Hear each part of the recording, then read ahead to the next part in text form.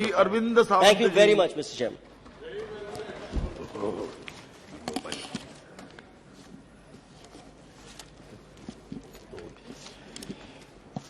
Thank you chairman sir. एक बहुत गंभीर विषय पर अविश्वास का प्रस्ताव विपक्ष के सभी दलों ने यहां रखा। दुर्भाग्यवश जिस गंभीरता से हमारे मित्र गोगोई जी ने इस प्रस्ताव को रखा, उसके बाद में जो भाषण मैं सुन रहा हूं 1953 में क्या हुआ, 76 में क्या हुआ, पैदा भी नहीं हुआ था तू। तो ये सारा जो बताने की बात चल रही है वो पूरा विषय को लेकर उसकी गंभीरता को कम करने का जो प्रयास हो रहा है उसकी मैं निर्भत्सना करता हूं। विषय क्यों आया, मेरे मित्र अभी पिनाकिन जी बोल रहे थे, तभी मैं सोच रहा था क्यों लाया अविश्वास का प्रस्ताव। भैया सिर्फ आदरणीय प्रधानमंत्री जी को लाने की बात नहीं है, बात यह है कि जिस विषय को मणिपुर के विषय में इतना बड़ा हिंसाचार हुआ, महिलाओं पे अत्याचार हुआ, केंद्र की सरकार 70 दिन चुप रही। अगर चुप न रहती तो विषय नहीं आता, चुप रही। आदरणीय सर्वोच्च न्यायालय ने तमाचा लगाया, if you are you going to act on it, should I intervene. तब जाकर मुंह खुला 36 सेकंड के लिए। ये गुस्सा है, ये बहुत दर्द है, हृदय विदीर्ण है। हम मणिपुर में जाकर आए हैं सर, और ऐसे विषय पर जब हम राजनीतिक बात करते हैं, हमारे पहले भी किसी पूर्वजों ने कहा, महाराष्ट्र की बात मैं भी करूंगा अभी, वो हमें हिंदुत्व सिखा रहे हैं। हम पैदाइशी है, ये हमें हिंदुत्व सिखा रहे। हिंदुत्व में भगोड़े नहीं होते, भगोड़े नहीं होते। जो लोग भगोड़े हैं वो भगोड़े क्या बोलेंगे, जिनके पास इतना दम होता, बैठिए, उनके पास इतना दम होता। मैंने किसी का नाम तो नहीं लिया, मैंने किसी का नाम नहीं लिया, मैंने किसी का नाम नहीं लिया। बैठिए बैठिए, मैंने आप लोग बैठिए प्लीज, नाम नहीं लिया। बैठिए बैठिए बैठिए, मैंने किसी को नाम नहीं लिया, मैंने किसी का नाम नहीं लिया। आप बोलिए, आप भगोड़े लोग, आप हिम्मत कह चुके हैं। आप अगर हिम्मत होती ना, प्लीज, नो नो नो, अगर हिम्मत होती, जी जी, आप बोलिए, अपनी बात पूरी कीजिए। मैं बोल रहा हूँ सर, जो हुआ हादसा, जो हादसा हुआ, अगर हिम्मत थी वो क्या हिंदुत्व सिखाएंगे हमें? जिनको जो जन्म में आए यहाँ, इनको क्या मालूम है बाला साहब क्या थे? वंदनीय बाला साहब ने हिंदुत्व ये बताया, भैया मुझे मंदिर में घंटा बजाने वाला हिंदू नहीं चाहिए, आतंकवादियों को मारने वाला हिंदू चाहिए। यह विचारधारा उनकी, विचारधारा कुछ नहीं सर। आज मैं बताऊंगा इस सदन में सच्चाई क्या है। झूठे लोग सच बताने की कोशिश करते हैं, उस विषय पर मैं आऊंगा। और भी झूठे लोग झूठी बात करके सच्चाई बता, छुपाने की बात करते। अब रही बात जो हुआ वह हादसा, सर महाराष्ट्र की बात आई, आपने कहा अविश्वास प्रस्ताव क्यों? मैं बताता हूं अविश्वास प्रस्ताव क्यों।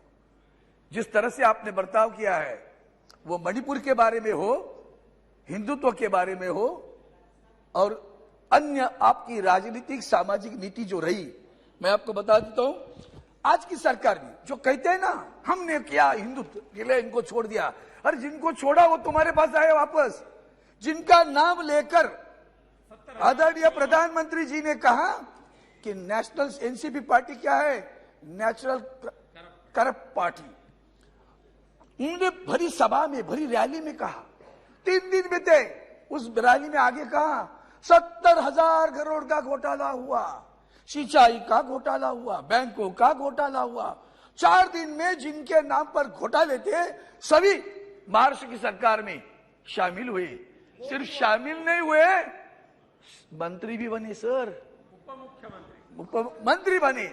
मंत्री बने मतलब क्या है, भ्रष्टाचार के खिलाफ हो आप? ईडी के केसेस लेकर सबको डरा के लेके गए, भगोड़े लोग बोलेंगे राष्ट्रीयत्व की बात। और ये वॉशिंग मशीन जो चल रहे ना सर, ये क्या बोलेंगे? उस वक्त तो उनका नाम लेके गए थे, अभी उनके साथ में बैठे। आज विषय गंभीर किस बात का है कि आदरणीय प्रधानमंत्री जी ने छुप कर बैठे, माननीय सर्वोच्च न्यायालय तमाचा लगाने के बाद। अब आगे चलकर पिछले 4 दिन में क्या क्या हुआ, पिछले 4 दिन में जैसे हमारे बारे में हुआ, आज भी हमारे महाराष्ट्र में जो सरकार है वो संविधान बाह्य सरकार है। माननीय सर्वोच्च न्यायालय ने न्याय दिया, कह दिया है सभी लोग अपात्र होंगे। मुख्यमंत्री से लेकर सभी का नाम लिया, ये सभी अपात्र होने वाले हैं।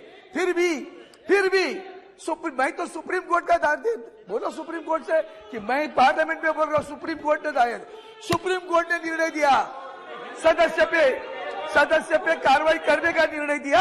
अब क्या बात करेंगे? अब यही बात कहता हूं, आगे चलकर सभापति चेयरमैन सर, सुप्रीम कोर्ट ने यहां भी कर दिया मणिपुर में। कल क्या निर्णय दिया पता है आपको? अगर सरकार होती ना तो शर्म आती सरकार को कि सुप्रीम कोर्ट ने एसआईटी बिठाई, सुप्रीम कोर्ट ने डीआईजी पद बिठाए, सुप्रीम कोर्ट ने 3 हाईकोर्ट जजेस पीछे वाले उनके पास कार्रवाई करने का अधिकार दिया, सुनवाई करने का अधिकार दिया, जांच करने का अधिकार दिया, पुलिस के ऊपर कार्रवाई की। सरकार कहाँ है? सुप्रीम कोर्ट चला रहा है। मणिपुर की जांच कौन करेगा? सुप्रीम कोर्ट तय कर रहा है। ये तो आपकी सरकार पर तमाचा है। फिर भी नहीं शर्म आती आपको? फिर भी आपको बुरी नहीं लगता? फिर भी बुरा नहीं लगता? पूरी भी बुरा नहीं लगता? अब बात हुई ना, उन्होंने जब बोला मैं एक शब्द भी उतर के बोला नहीं है। क्यों लग रही है मिर्ची? समझ लो क्यों लग रही। अब कोविड की बात आई सर, कोविड के समय में भी मुख्यमंत्री उद्धव जी ठाकरे साहब ने जो काम किया उसकी सराहना वर्ल्ड हेल्थ ऑर्गेनाइजेशन ने की, माननीय नीति आयोग के लोगों ने की, माननीय सर्वोच्च न्यायालय ने की। और कहा ये जो उद्धव ठाकरे जी ने जो पैटर्न लगाया है, धारावाहिक पैटर्न, उसका अमल करो पूरे देश में। इतनी सराहना करने के बाद झूठे इल्जाम लगा, तभी तो तुम भी तो सरकार में थे। जो इल्जाम लगा रहे हैं वो भी तो सरकार में थे। कौन से अधिकार से बोलते हो? कौन से अधिकार से बोलते हो? आप लोग सरकार में शरीक थे, आप मंत्री थे, 2.5 वर्ष आप भी साथ में थे, बोलने का अधिकार बैठा है। इसलिए मैं सभापति महोदय, मैं 2-3 महत्वपूर्ण मुद्दे लगता हूं। प्रधानमंत्री जी का वक्तव्य, सत्यपाल मलिक जी फाड़ रहे पूरी। उन्होंने पुलवामा के बारे में क्या बोला, उन्होंने भ्रष्टाचार के बारे में क्या बोला, और 2-3 मुद्दे और भी। महाराष्ट्र को कितना आपने हैरान किया, क्यों हम विश्वास रखे? महाराष्ट्र का फाइनेंशियल सेंटर आप गुजरात में लिखी गई, महाराष्ट्र का वेदांत फॉक्सकॉन गुजरात में लिखी गई, महाराष्ट्र का एयरबस गुजरात में लिखी गई, महाराष्ट्र का ड्रग पार्क गुजरात में लिखी गई, महाराष्ट्र का पुलिस स्टेशन गुजरात में लिखी गई, महाराष्ट्र का डायमंड सेंटर गुजरात में लिखी गई। महाराष्ट्र के बंदरगाह का विकास 9 वर्ष में महाराष्ट्र का बंदरगाह का विकास नहीं हुआ। महाराष्ट्र के मिल वर्कर्स के बारे में जमीन पर कुछ करना है, कुछ नया प्रोजेक्ट, कुछ नहीं किया। उल्टा जब हमारे पास निसर्ग तख्ते का चक्रवात आया था तो आदरणीय प्रधानमंत्री जी वहां गुजरात में भी आया था, गुजरात में घूमे, उनका हेलीकॉप्टर आगे नहीं आया, पीछे गया वहां से। महाराष्ट्र के ऊपर ध्यान नहीं दिया, इतना सारा इल्जाम लगे।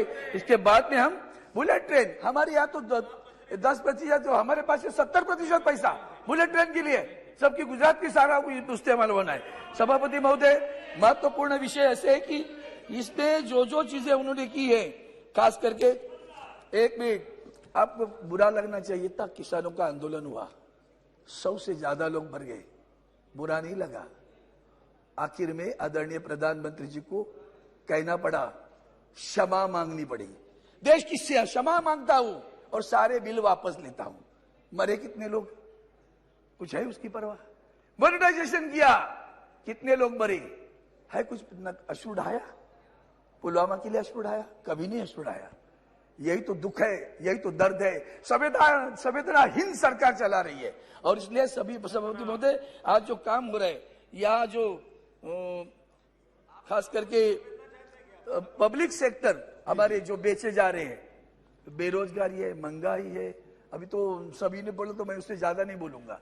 पब्लिक सेक्टर में बीएसएनएल कहा गया, इनके ऊपर इल्जाम लगाते लगाते 2 वर्ष बिताए, आज 9 वर्ष हो गए, बीएसएनएल डूब रहा है, एमटीएनएल डूब रहा है, स्ट्रेटेजिक कंपनी है, कुछ नहीं हो रहा। कहां रोजगार मिला? और गद्दारों को फिर बुरा लगता है गद्दार कहने के। महिलाओं पे अत्याचार, पेंशन का विषय। और सभापति महोदय, आखिर में इतना ही चाहता हूं, क्यों हम इकट्ठे आए हैं? हम इंडिया, हमारा इंडिया कहते हो तो बुरा लगता है, आप तो खेलो इंडिया कहते हो, बेचो इंडिया कहते हो।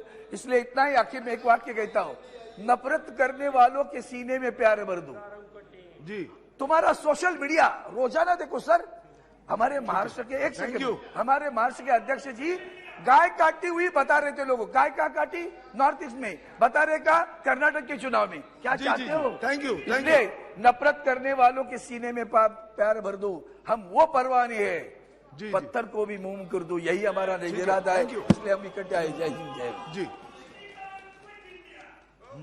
वो तो आपको करना पड़ेगा। जी जी जी प्लीज।